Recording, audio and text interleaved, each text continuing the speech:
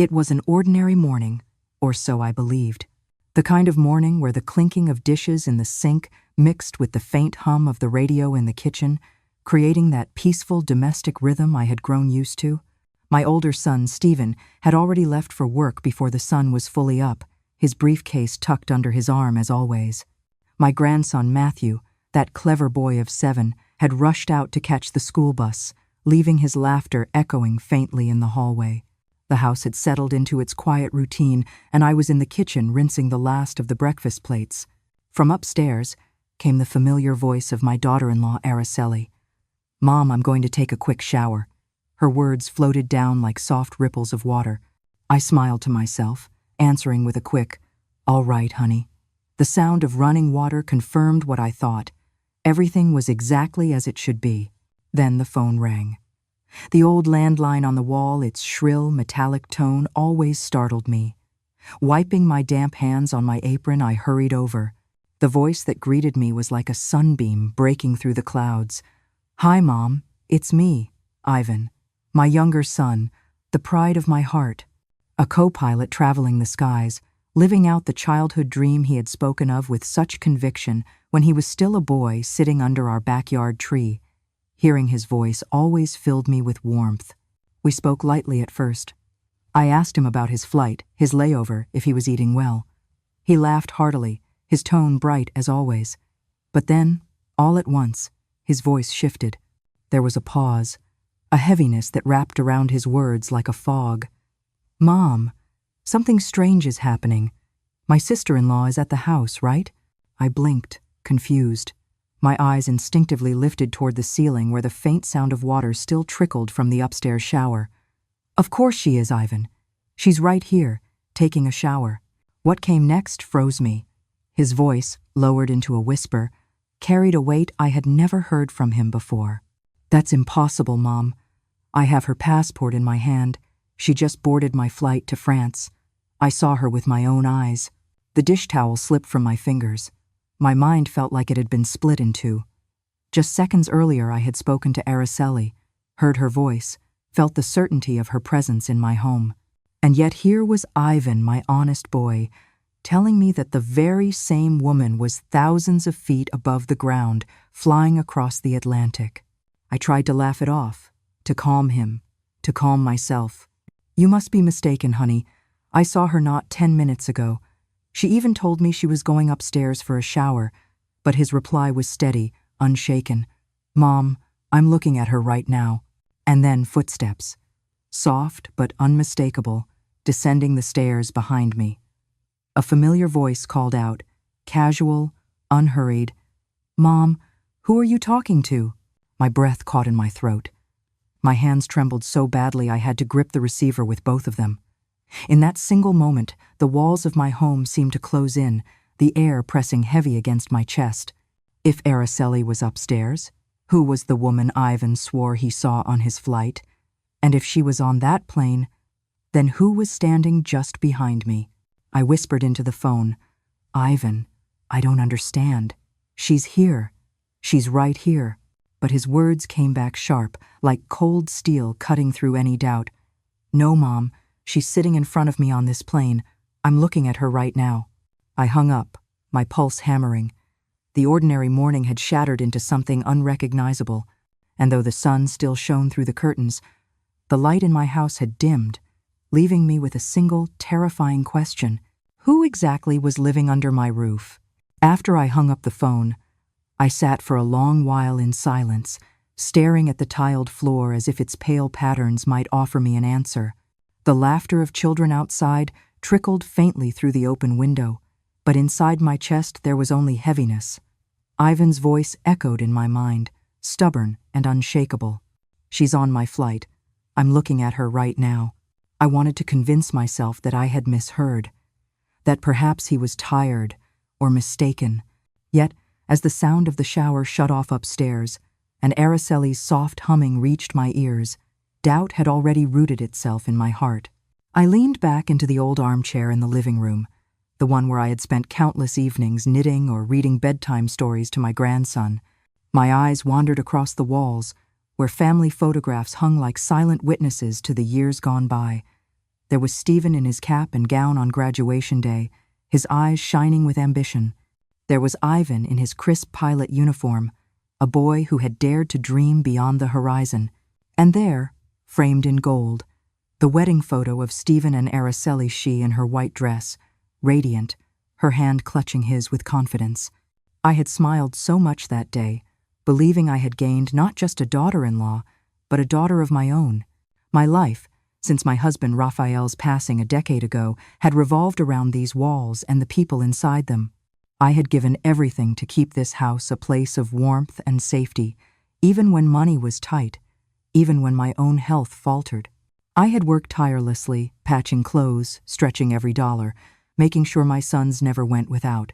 I remember those nights when the rain hammered the tin roof and the wind rattled the windows.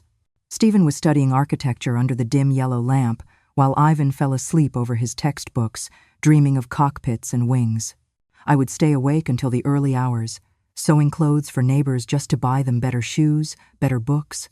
My hands ached, my back burned, but when I looked at their faces in the morning light, all my weariness dissolved into pride. When Stephen married, I welcomed Araceli as if she were my own blood. She was industrious, beautiful, always immaculate, at least that's what I told myself. She would take Matthew in her arms, rock him to sleep, and hum lullabies so sweet that I sometimes wiped tears from my eyes in the dark. In her, I believed I had found the perfect continuation of the family I had fought so hard to build. And yet, small cracks had begun to show. I remembered moments when her voice turned sharp without reason, when her eyes flashed with a coldness I didn't recognize. I dismissed them, telling myself every young woman has her moods, her burdens, but Ivan's call had peeled away the thin curtain I had drawn over my suspicions. That afternoon, I found myself clutching one of Raphael's old sweaters, pressing it against my chest as though his spirit might offer me comfort. His voice seemed to whisper from memory, "You gave your life for them, Stella. You must never be blind to what threatens them." I thought about the countless sacrifices I had made to preserve this home. Every corner of this house bore my fingerprints, each nail hammered, each curtain sewn, each flower in the garden watered by my tired hands. It wasn't just a house, it was my life, my legacy, the vessel of my love. And now, inside these walls, lived a question that gnawed at me like a hidden rot. Who was truly sharing this home with us? The devoted wife and mother I thought I knew? Or a stranger wearing her face? I sat there until the sun tilted westward, spilling golden light across the carpet. My heart ached, but beneath the ache, a cold determination began to grow. If something threatened the family I had built with my own flesh and blood, I would uncover it, no matter how painful the truth turned out to be. The days that followed seemed at first glance to unfold with the same ordinary rhythm as always. But once a seed of doubt has been planted in the heart, even the smallest details take on a sharper edge. I began to notice things I had once ignored. One morning, the aroma of coffee filled the kitchen as I prepared breakfast.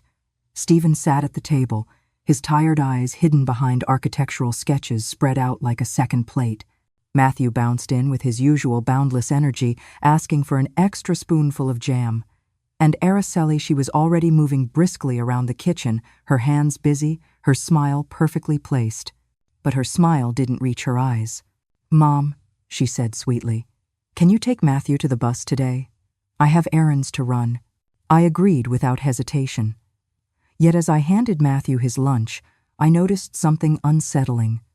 Araceli's right hand was resting casually on the counter, while her left hand scrawled a quick note for Stephen.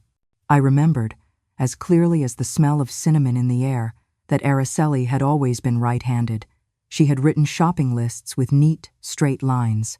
But now, her letters slanted awkwardly, uneven and hesitant. Stephen chuckled as he glanced at the note. "Your handwriting looks different today, honey." Araceli's response came quickly, almost too quickly. "Just experimenting." She tucked the paper into his files before anyone could look again, her laugh airy but tight. I busied myself with the dishes, hiding the unease building in my chest. That evening, another shadow slipped into the routine. We were all gathered at the dinner table. I had roasted fish with cilantro, Matthew's favorite, and the boy ate happily, crumbs dotting his cheeks. But when he accidentally knocked over his glass of water, the tablecloth soaked instantly. I reached out with a rag, chuckling, "It's all right, sweetheart. Just be more careful next time." Araceli's face darkened. "Matthew, why are you always so clumsy? Do you think I have nothing better to do than clean up after you?" Her voice was sharp, slicing through the warmth of the meal. Matthew froze, his little lips trembling as tears welled up in his eyes. Stephen looked up from his plate, frowning. "Araceli, it was just an accident." Her reply was edged with bitterness. "Of course you defend him. You always make me the villain in this house." Silence fell heavy on the table. I wrapped my arm around Matthew, pulling him close. The boy buried his face in my shoulder, muffling a sob. My heart broke at the sight, for I had witnessed the same woman cradle him tenderly on other days, humming lullabies as if her entire soul was made of sweetness. How could she change so quickly, like day into night? Later that night, while clearing the dishes, I studied her from across the kitchen. She was washing the pots, her posture tense, her jaw clenched. For a fleeting moment, I caught her reflection in the window pane. There was no warmth there, only a flicker of something unreadable, as though the woman standing in my kitchen was wearing a mask. And in that moment, Ivan's words returned to me with renewed force. "She's on my flight. I'm looking at her right now." If the woman in front of me was Araceli, why did she sometimes feel like a stranger? The following week carried with it a quiet tension, like a storm lingering beyond the horizon. Each day seemed to repeat itself, yet every repetition exposed something off, something that didn't fit the pattern of the life I thought I knew. One afternoon, I was folding laundry in the living room when Matthew bounded in with his backpack. His face was lit with the glow of innocence, his small hands clutching a notebook. "Grandma," he chirped, "look, Mommy helped me with my homework yesterday. Her writing was so pretty." He flipped to a page filled with neat, carefully shaped letters.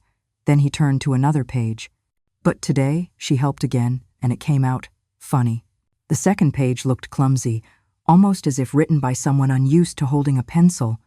The letters sprawled unevenly, with curls where there had once been clean lines. My throat went dry.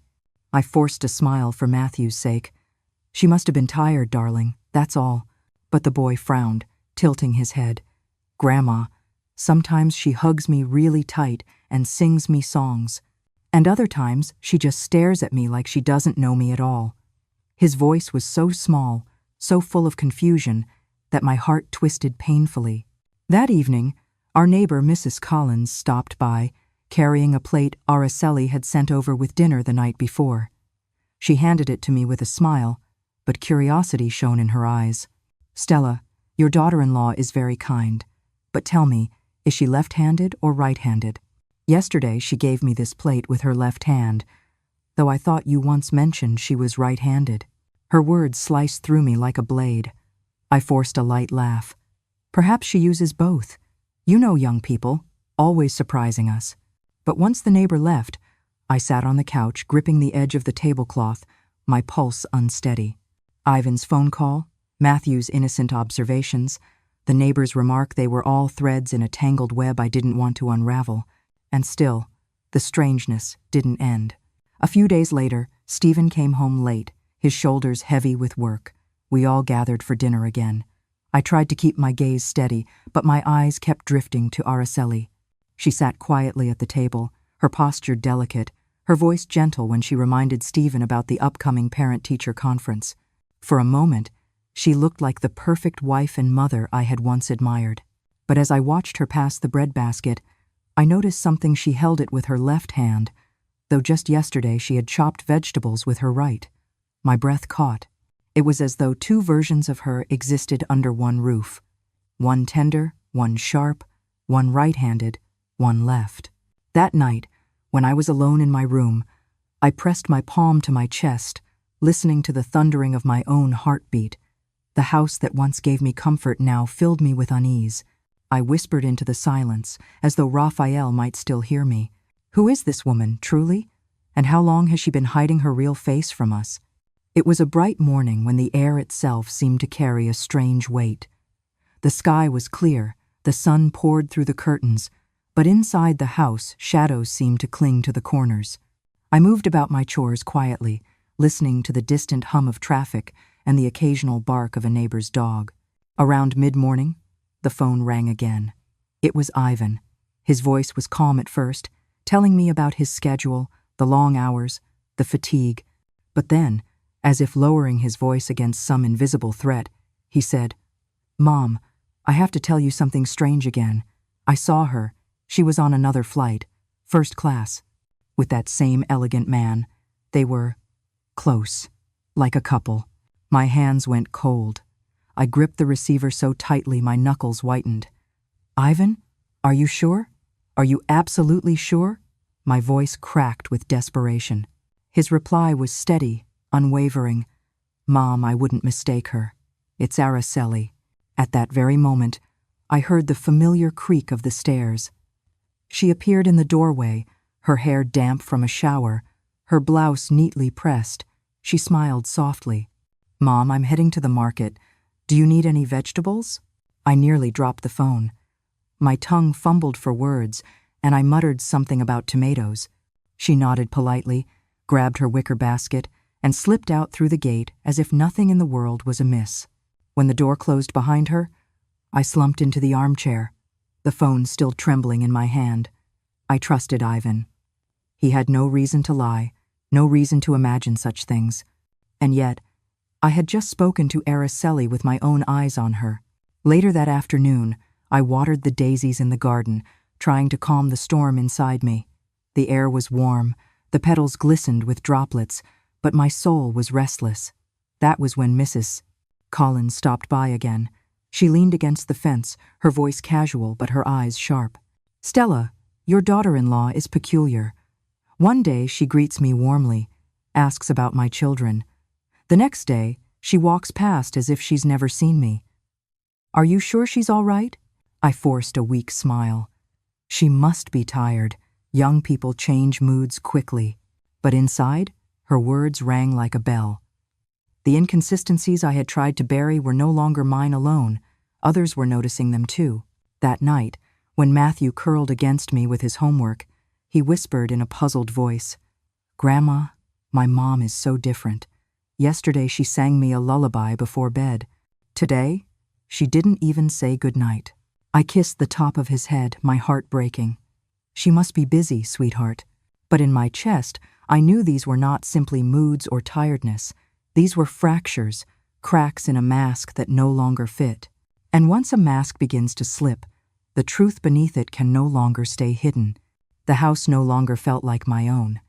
Every creak of the floorboards, every closing of a door seemed to whisper a warning I could not yet decipher. One evening, Stephen worked late at the office, leaving the house quiet except for Matthew's chatter and the clink of cutlery. Araceli moved around the kitchen in a pale blue dress, her voice light as she reminded me of the upcoming school meeting. For a fleeting moment, she was the very picture of the devoted wife and mother, warm, attentive, graceful. But then, like a sudden shift in the wind, she changed. At dinner, when Matthew accidentally dropped his fork, she snapped, her words sharp as broken glass. "Do you ever learn? You're always so careless." Matthew's eyes filled with tears. I rushed to soothe him, stroking his hair, whispering comfort. But my gaze slid back to Araceli. Her face was composed, almost cold, as though the outburst had cost her nothing. That night, when Stephen finally returned, she greeted him sweetly at the door, slipping her hand into his as though she hadn't just wounded her son with words. Stephen didn't notice, but I did. The next morning, the strangeness deepened.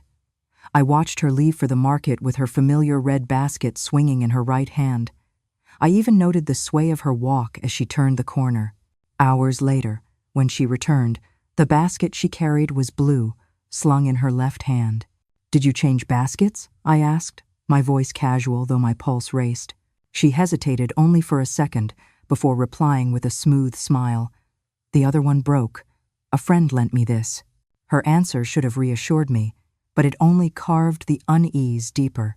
That evening, I pulled out an old notebook from the drawer in my room. My hand shook as I wrote, 3 p.m. Left for market, with red basket, right hand. 6 p.m. Returned with blue basket, left hand. Voice slightly rushed. The words stared back at me, black and heavy, as though I were engraving the truth onto the page. From that day forward, I wrote down every oddity, when her handwriting shifted from neat to clumsy, when her tone turned from tender to harsh, when her eyes softened with warmth one evening, then chilled with distance the next. The more I wrote, the more undeniable it became. These were not the whims of a tired young woman. These were two faces, two versions of a woman who was supposed to be only one. That night, long after everyone had gone to bed, I sat in the kitchen with the notebook open before me. The pages fluttered gently in the breeze from the half-open window. Outside, the world was quiet, the moon casting silver shadows on the garden. But inside my chest, the storm only grew louder. I pressed my palm against the notebook, whispering into the silence. Raphael, if you can hear me, I think someone else is living in this house. Someone wearing her face. The tension in the house grew thicker with each passing day, like a fog that clung to every corner and refused to lift. I tried to tell myself it was my imagination, the paranoia of an aging woman too caught up in small details. But my notebook filled steadily, page after page of contradictions. Right hand, left hand, gentle smile, cold stare, lullabies one night, silence the next. It was during one family dinner that the mask began to slip in a way I could no longer ignore. Stephen had just returned from work, his eyes tired but soft as he greeted Matthew. The boy beamed, running to hug his father. The table was set with roasted fish and warm bread, the kind of meal that once brought us laughter. I wanted so badly for it to feel like the old days, for the warmth to return. At first, it almost did. Stephen asked Matthew about school, and the boy's face lit up as he spoke of drawing a bird in class. His excitement was infectious, and I caught myself smiling despite the heaviness in my chest. But then, in the middle of his story, Matthew reached for a cup and spilled water across the table. The liquid seeped into the cloth, threatening to run off the edge. I jumped up quickly, chuckling, "Don't worry, sweetheart. It's just water." I grabbed a rag to mop it up. Araceli's voice cut through the room like a blade. "Matthew, how many times do I have to tell you? You're so clumsy. Can't you do anything right?" The boy's face crumpled. Tears welled in his wide eyes, his small hands trembling as he looked from her to me. My arms were around him in an instant, pulling him close to shield him from the harshness of her words. Stephen froze, then turned to his wife with disbelief. "Araceli, he's just a child. It was an accident." But she snapped back, her tone dripping with accusation. "Of course you defend him. You always do. You make me the bad one every single time." The room fell silent, the kind of silence that bruises the heart. Matthew buried his face in my shoulder, his tiny frame shaking as he sobbed quietly. I kissed the crown of his head, whispering soothing nonsense, but my own chest ached as though someone had pressed a stone upon it. Stephen lowered his gaze, his hands clenched, his voice faint. "This isn't like you." Araceli did not reply. She sat back in her chair, her eyes dark, her mouth pressed into a hard line. For a moment, the woman before me looked less like a daughter-in-law and more like a stranger who had wandered into my home wearing her face. Later that night, when the house had quieted and Matthew finally drifted into sleep, I sat alone in the living room. The lamp cast a faint glow across the photographs on the wall, weddings, birthdays, small joys frozen in time. I looked at Araceli's smiling face in those pictures, then thought of the cold stare at the dinner table. And I asked myself the question that had haunted me since Ivan's call. Is the woman I welcomed into my family still here? Or has she already disappeared, leaving only an imposter behind? The Saturday sun beat down hard that morning, scattering gold across the tiled floor of the kitchen. Stephen had gone to the office for overtime, and Matthew was at a school activity, leaving the house strangely silent. Only Araceli and I remained, our footsteps echoing in spaces that once felt alive with laughter.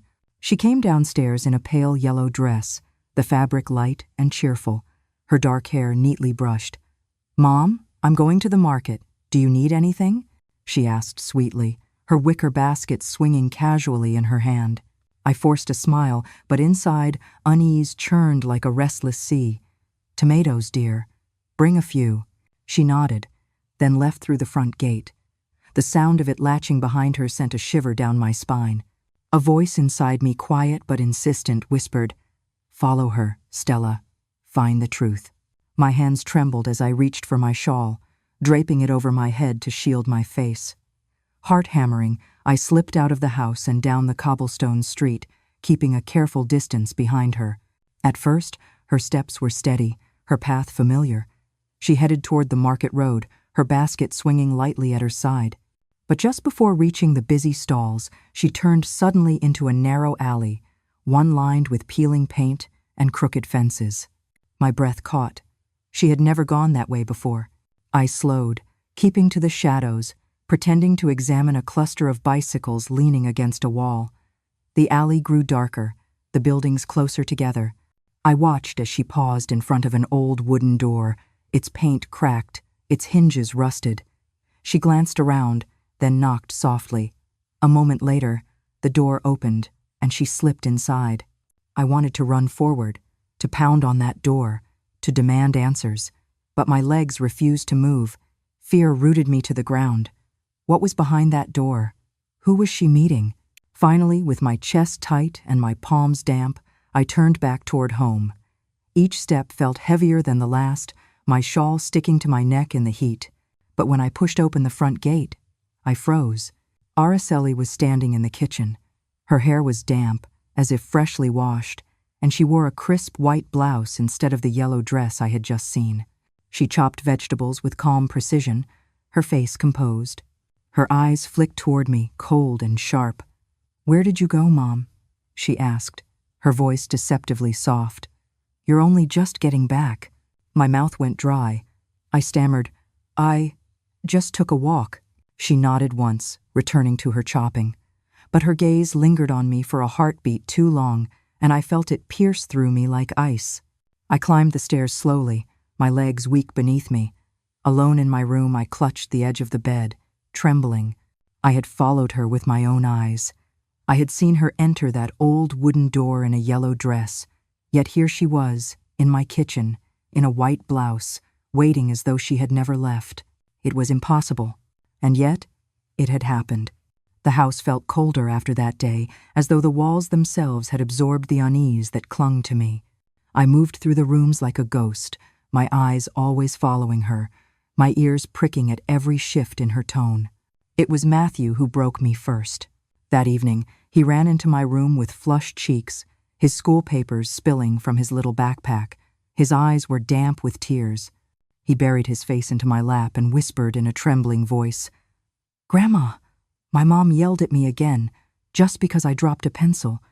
Yesterday she hugged me so tight and sang me a song, but today she didn't even look at me." I stroked his hair, my heart shattering with each word. "Don't cry, sweetheart. Maybe she was just tired." But Matthew lifted his face, his voice so soft it cut straight through me. "Grandma, I want the mom from yesterday, not the one from today." His innocence carried more truth than all my suspicions. I held him close, tears stinging my eyes. How could a child, pure and unknowing, already sense what I could barely admit to myself? The next day, we sat at the dinner table again. Stephen was home this time, his expression relaxed after a long day. Matthew tried to chatter about his drawings, his bright little voice filling the silence. But Araceli only nodded, her eyes elsewhere. She seemed detached, as if the boy's words meant nothing. Stephen, trying to lift the mood, smiled at Matthew. "Son, did your mom sing you to sleep last night?" Before Araceli could answer, Matthew piped up innocently, "No, but she did the night before. She sang that song you like, Grandma, the one you always sing, Cielito Lindo." My fork froze halfway to my mouth. That lullaby was mine, and mine alone. I had sung it to Stephen and Ivan when they were children, and once, years ago, I taught it to Araceli. She sang it rarely, and always with my prompting, but Matthew was certain. I glanced at Araceli. Her face remained impassive, her hand steady as she spooned food onto her plate.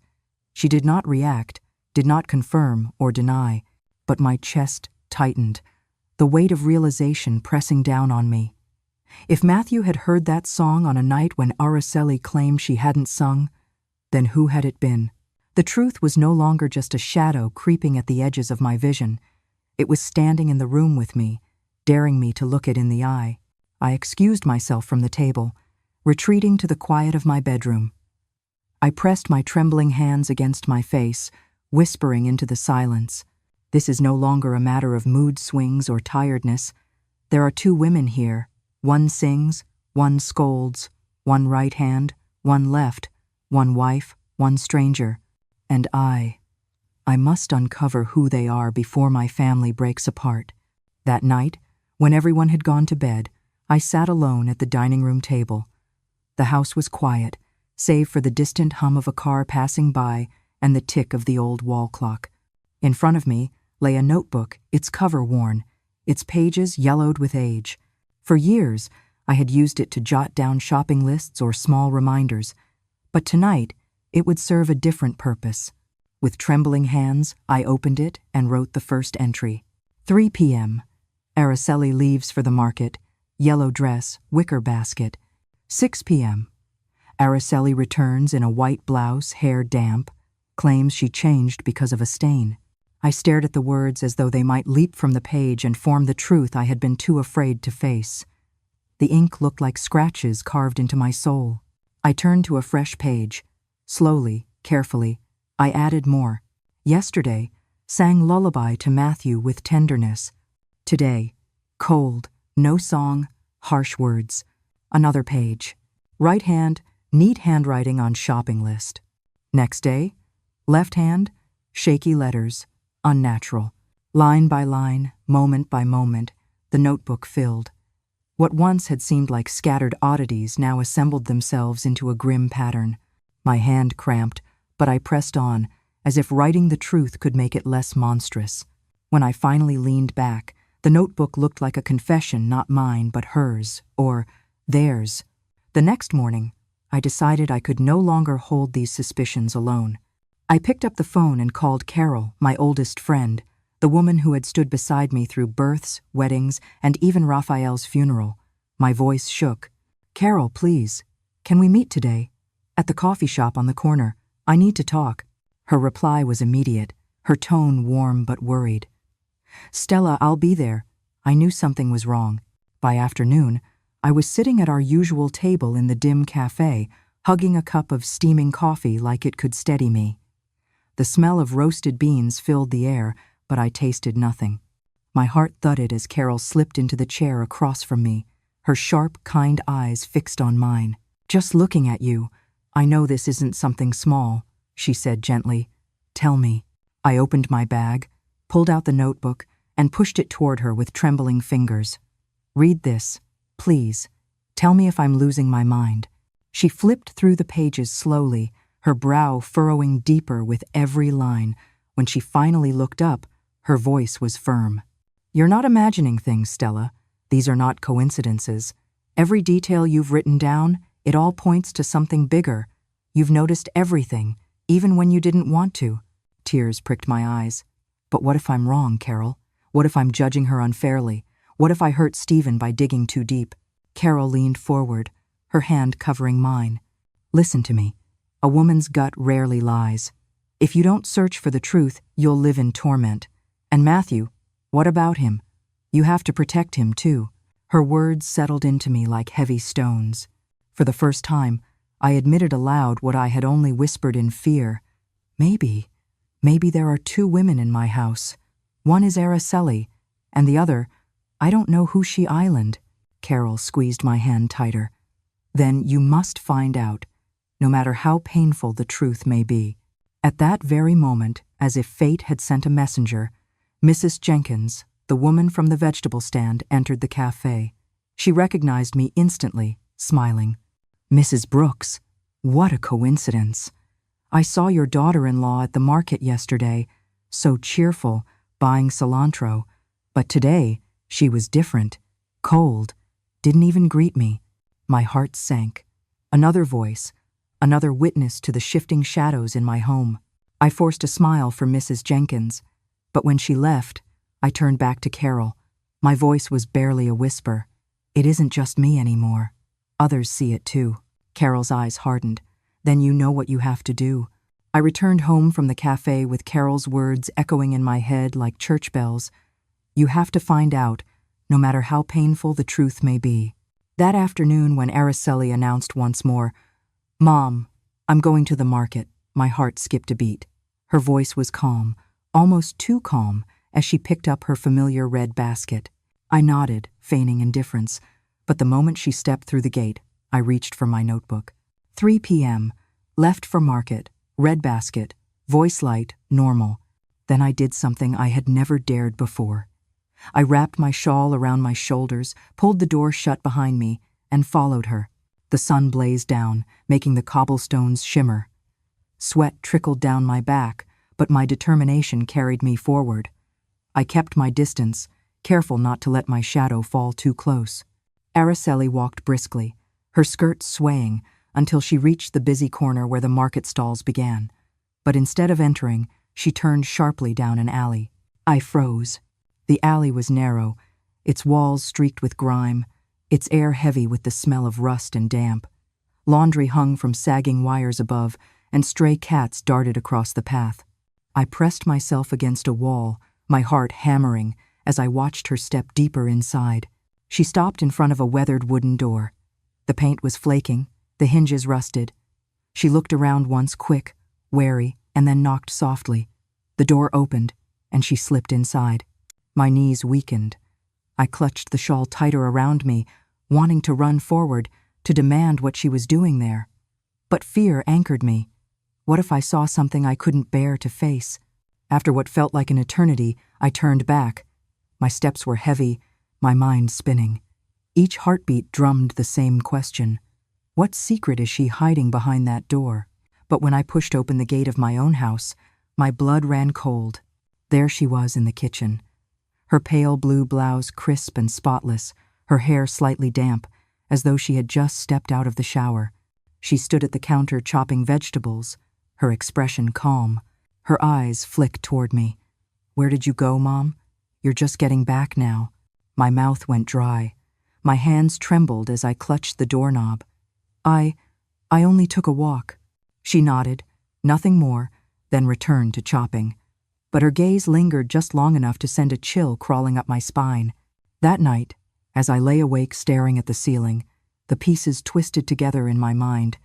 I had followed her, seen her disappear into that alley. Yet I had found her at home before me, in different clothes, with damp hair that shouldn't have been possible. I reached for my notebook and wrote with a shaking hand.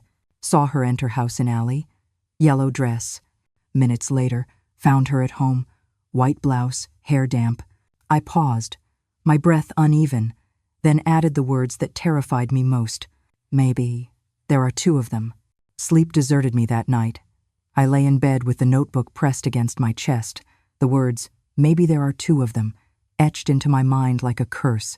Each time I closed my eyes, I saw her first in the yellow dress, slipping into the alley, then in the white blouse, calmly chopping vegetables in my kitchen. By morning, my resolve had hardened. I could not endure another day of whispers and half-glimpses. I had to know the truth. Clutching a family photo, the one where Stephen and Araceli smiled proudly beside Matthew, I wrapped my shawl around me and walked back to that alley. The market buzzed with voices and laughter nearby, but here the air was heavy, quiet, almost suffocating. I stopped beside a food stand where a woman was fanning charcoal, its smoke curling lazily upward. I showed her the photo, my voice quivering. "Excuse me, have you seen this young woman?" She squinted at the picture, then nodded with unsettling certainty. "Yes, Senora. She comes often. Goes into that house number 14, right there." My stomach dropped. The house stood a few steps away, its walls stained with mildew, its wooden door cracked and weathered. A wilted daisy drooped sadly from a pot on the sill. I gripped the photo tighter, my palms slick with sweat, and approached. Every knock of my fist against that door echoed through me like a hammer on stone. When the door creaked open, my breath caught in my throat. She stood before me, Araceli, or someone who could have been her reflection.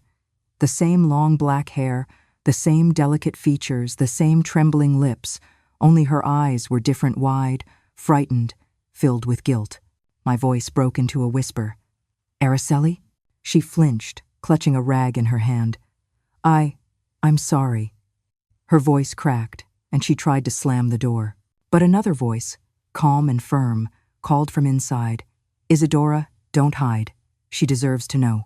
The door opened wider. A young woman with kind eyes and her hair in a bun stepped forward. She gave me a gentle nod. "Please, Mrs. Brooks, come in. It's time you knew the truth." The room inside was small and dim. The floor was cracked concrete, the walls stained. A faint smell of disinfectant clung to the air. In a corner, an old man lay coughing weakly on a thin cot. The woman who looked like my daughter-in-law stood with her head bowed, gripping the rag so tightly her knuckles turned white. Her voice was barely a whisper. "I'm not Araceli. My name is Isadora." My knees nearly gave way. I clutched the photo against my chest, staring at her as the pieces of my doubt began to align into something far more terrible. I stood frozen in the doorway, my breath shallow, the family photo trembling in my hands. The woman before me, Isadora, was the very image of Araceli, yet she stood there with lowered eyes, shame radiating from her. "Why?" The word tumbled from my lips, hoarse and broken. "Why do you look exactly like my daughter-in-law? Why are you in my house?" Isadora's lips quivered.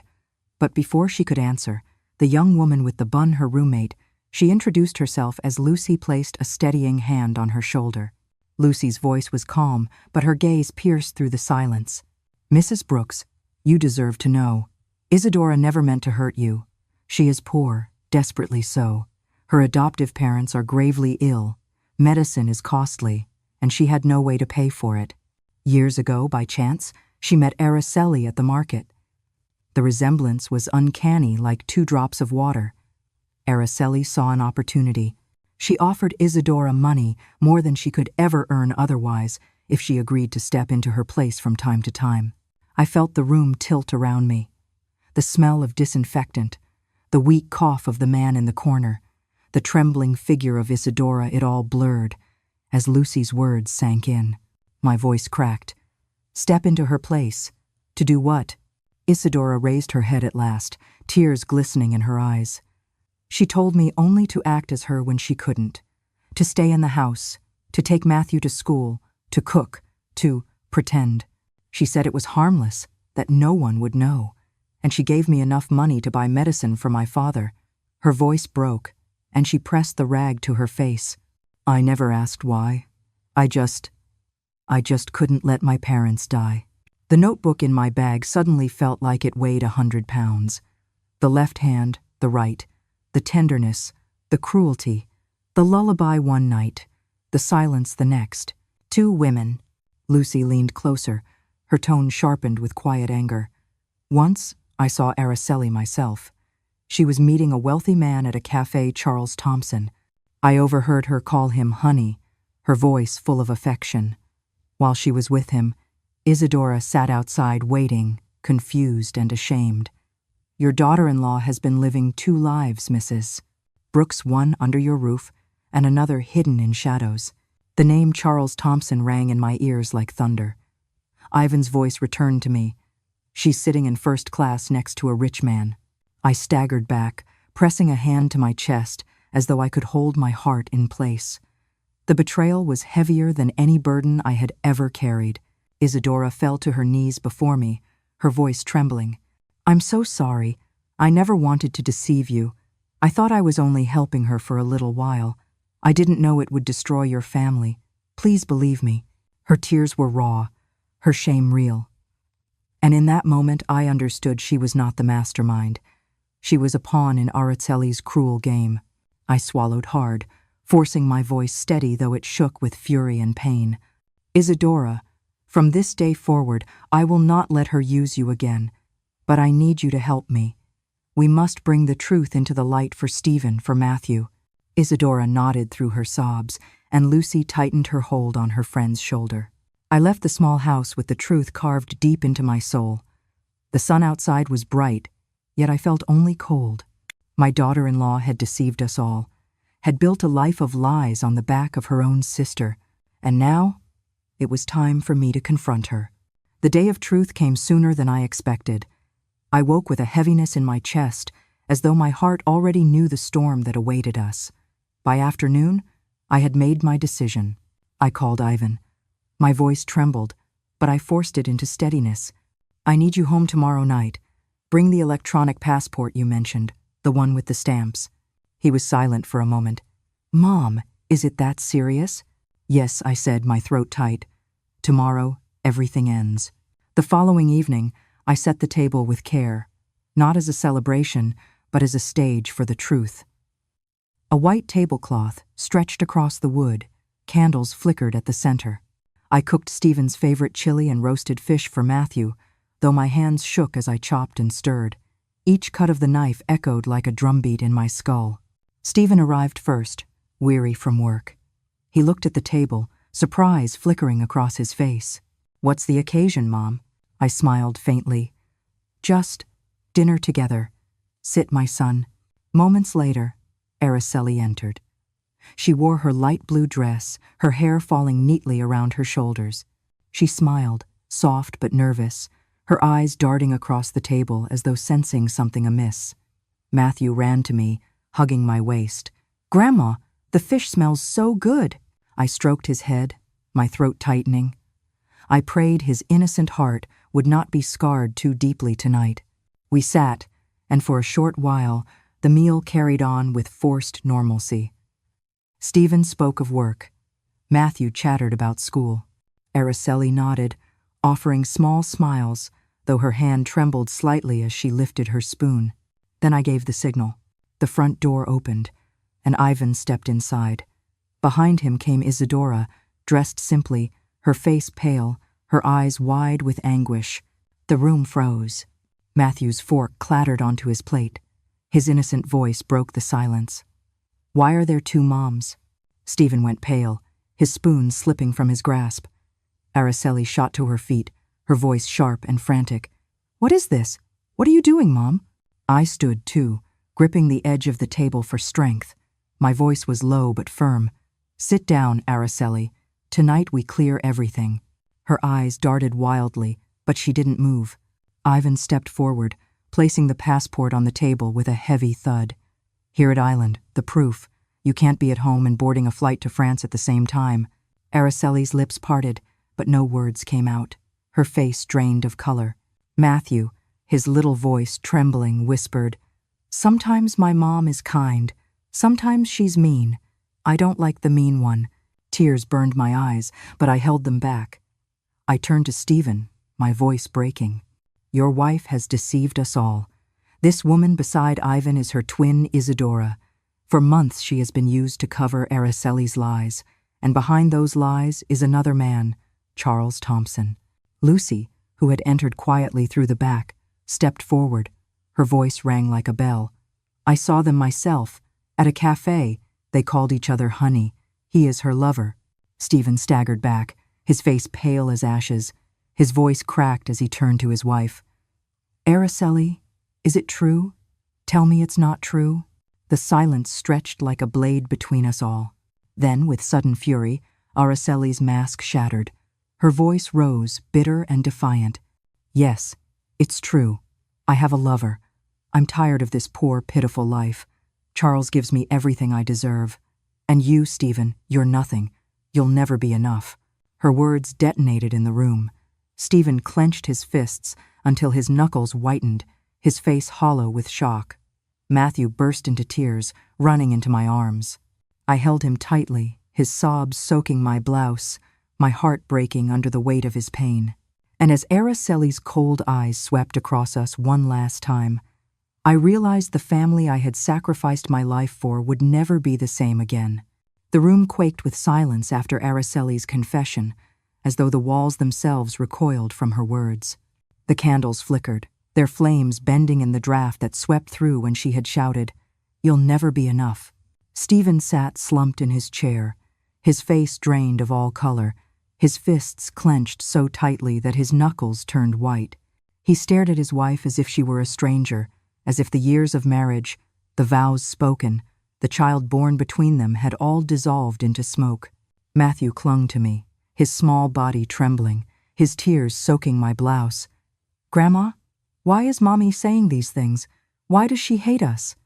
His sobs were like knives tearing through my chest. I looked at Araceli, no, at the woman I thought was my daughter, and found only ice in her eyes. No remorse, no sorrow, only the hardness of a heart that had chosen its path long before tonight. Stephen finally rose, his chair scraping violently against the floor. His voice was hoarse, cracked, trembling with rage. "Araceli, after everything? After all we built? Our son, our home? The years I gave you, was it all worth throwing away for a man with money?" She laughed bitterly, a laugh that sliced through us all.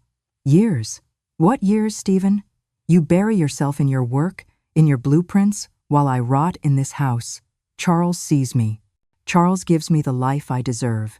And you were just a stepping stone." The words struck like thunder.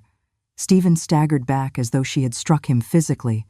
His breath came ragged, his face wet with tears he didn't bother to wipe. Matthew cried harder, his little hands gripping me desperately. "Grandma, make her stop." I held him tighter, my own tears blurring the room. My chest burned as if 1,000 stones pressed against it. I wanted to scream, to curse her for the cruelty she had unleashed on my family. But my voice betrayed me. All I could whisper was, "How could you, Araceli?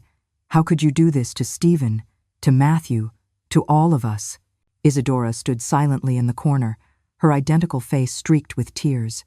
She whispered, barely audible, "Sister, why?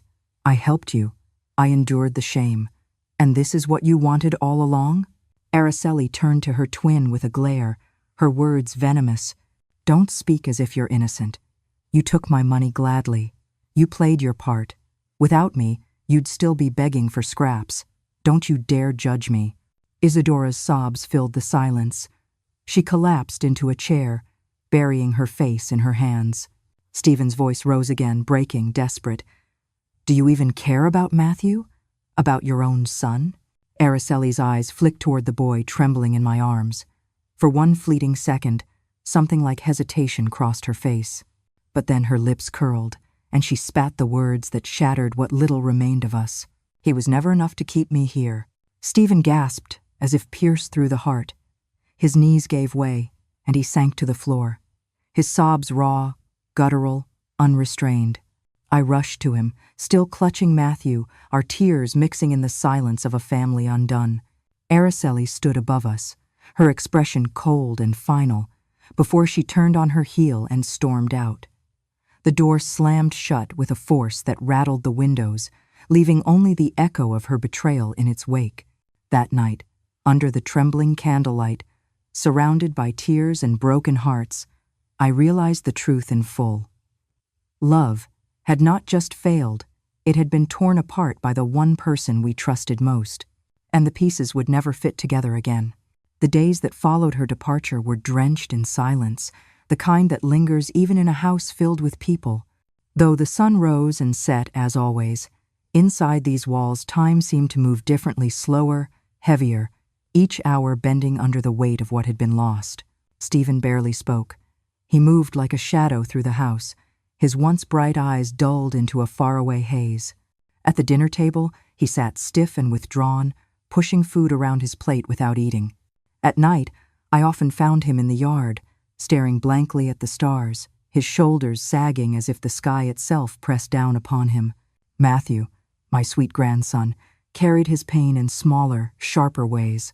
He clutched his stuffed bear so tightly that the seams began to fray. Sometimes he would look at the front door with a quiet hope in his eyes, asking in a whisper, "Grandma, do you think Mommy will come back tomorrow?" Each time, the question twisted a deeper wound in my chest.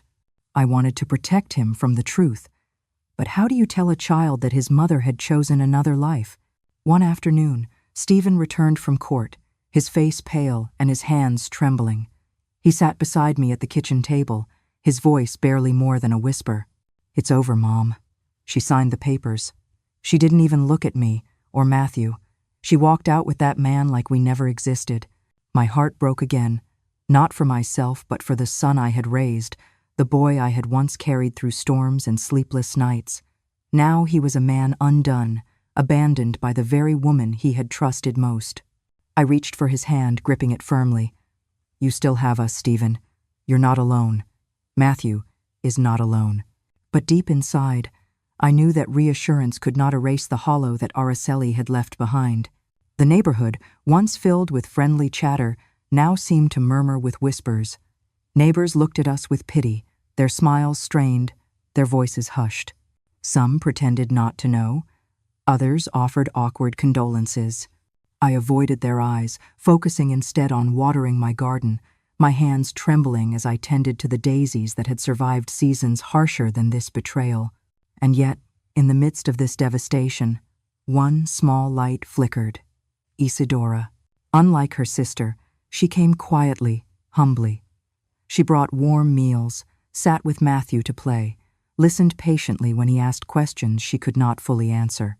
One evening, I found her singing softly to him, Cielito Lindo, the same lullaby that had once betrayed the existence of two faces. Matthew's tears slowed, his breathing eased, and for the first time in days, he fell asleep with a smile. I stood in the doorway, tears welling, my heart torn between sorrow and gratitude. Here was the woman who had been used, deceived, and humiliated, and yet she chose kindness, offering healing where her sister had sown destruction. But even as her presence softened the edges of our grief, I knew the wound remained. We were a family torn apart, left to gather the shards of trust scattered across the floor. And no matter how much love we poured into Matthew, no matter how much strength I tried to lend to Stephen, a question lingered like a shadow at the back of my mind. Would we ever truly be whole again? Nights grew longer after she left. Though candles burned low on the table and the garden bloomed with the same flowers I had tended for years, the house felt emptier, as if something essential had been ripped from its core. Stephen tried to carry on. He buried himself in work, often returning home late, his shoulders slumped, his voice faint. Sometimes I caught him sitting at the edge of his bed, staring at the wedding photograph he hadn't yet taken down from the wall. He never said a word, but his silence screamed louder than any cry. Matthew asked fewer questions as the weeks passed, but the sadness in his eyes lingered. One evening, while clutching his bear, he whispered, "Grandma, if Mommy loved us, why did she leave?" I hugged him so tightly I feared I might break him, tears rolling silently down my cheeks. No child should ever carry such a burden. Isidora remained near, her presence like a fragile bandage over a wound that refused to close. She sang lullabies, brought warm meals, and even coaxed smiles from Matthew. I saw Stephen's eyes soften toward her, a quiet gratitude growing where despair once lived. Yet beneath it all, there was still an ache, a shadow that neither kindness nor time had fully dispelled. One late evening, when the house was finally quiet, I sat alone on the porch. The wind carried the scent of jasmine from the garden, mingled with the distant sound of laughter from neighbors' homes. I watched the streetlights flicker, my notebook resting heavy on my lap. I turned to the last page and wrote slowly, deliberately. Araceli left. She chose another life, another man. She abandoned Stephen. She abandoned Matthew. She abandoned us. My hand trembled, and a tear stained the ink. I closed the notebook, clutching it to my chest. The truth was out, the deception revealed, yet peace did not come. Instead, I felt an emptiness, a gnawing hollow that no confession could fill. And a question haunted me as I gazed into the night, the stars faint above. Will my family ever be remembered for the love we once shared, or only for the betrayal that shattered us? The crickets sang softly, the wind rustled through the trees, and in that fragile silence, I realized the story was not truly finished. Not for Stephen, not for Matthew, not even for me, because wounds this deep do not close easily. They remain, etched into the soul, whispering a truth that never fades. Some betrayals don't end with forgiveness. They end with silence.